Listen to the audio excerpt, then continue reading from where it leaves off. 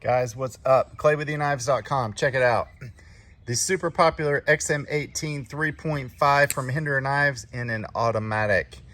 So they debuted these a couple of years ago at, I think, Blade Show actually, and we have had very few of these over the last 2 years. They don't do a ton of them, and then when they do, they spread a few out here and there. So, but lately we've gotten more of these, and they're just super impressive. The action on them is really great. I think this is actually the spear point blade, 3.5 inch bronze anodized titanium.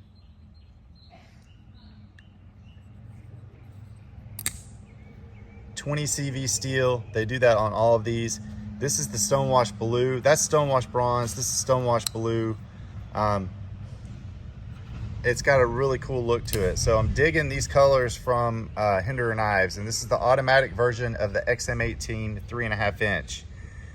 We've got these on this website now. I think they're $650 retail. So, but it's, you know, if you're a Hinderer fan and if you're an automatic fan, this is the model to go with by far.